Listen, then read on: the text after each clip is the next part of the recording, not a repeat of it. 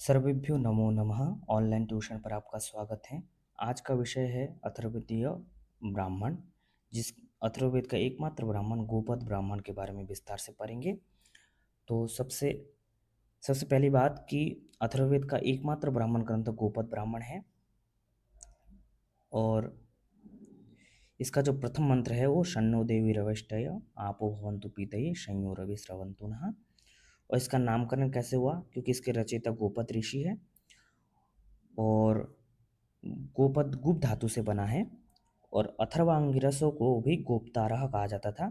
इसका मतलब है रक्षक, गायों के रक्षक। और गोपद से 11 इंद्रियों का ग्रहण होता है और इसीलिए गोपद ब्राह्मण में जो 11 प्रपाठक भी है।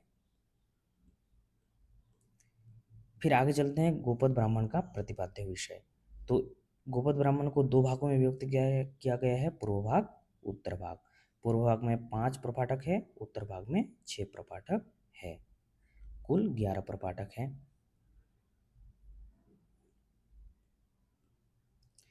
फिर आगे देख सकते हैं अथर्वांगिरसो गुप्तारः, ये गोपद का ब्राह्मण है, मतलब कथन है।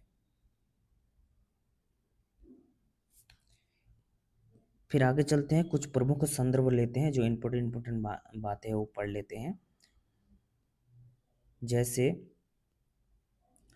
मंत्र के प्रारंभ में ओम अवश्य बोलना चाहिए। ये बात जो है गोपद ब्राह्मण में स्पष्ट तरीके से कहते हैं, ये वेरी वेरी इंपॉर्टेंट है। जैसे ब्रह्मवादिन ओंकारम आदितः कुर्वन्ति ओंकारः पूर्व उच्यते, ये गोपद का है। फिर आगे है आत्मानं दत्वा आनंत्यम आश्नुते आश्नुता।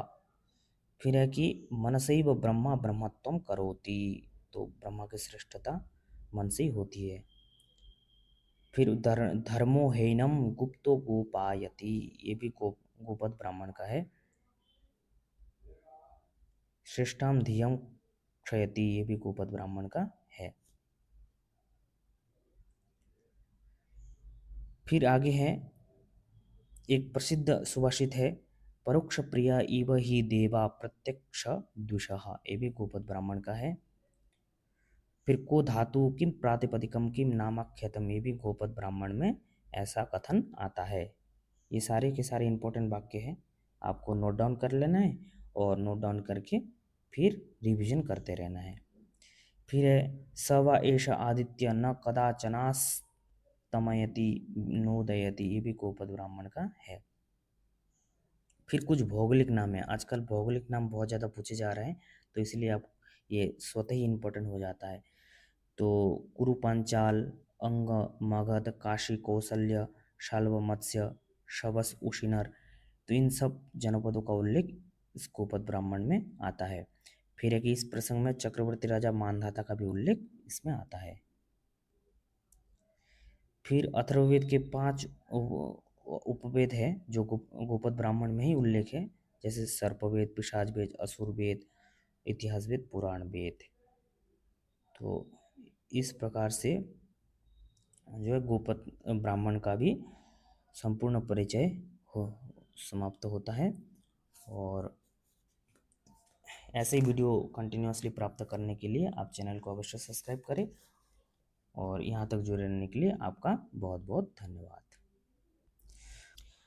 हाँ, और एक सूचना है कि इसके बाद जो है मैं इकाई 10 जो अभिलेखों से संबंधित है, वहाँ से संपूर्ण मूल सहित जो है मैं वीडियो बनाने वाला हूँ और समझाने वाला हूँ आप लोगों को। तो इसीलिए उन सब वीडियो का लाभ लेने के लिए आप चैनल को अवश्य सब्सक्राइब करें। धन्यवाद।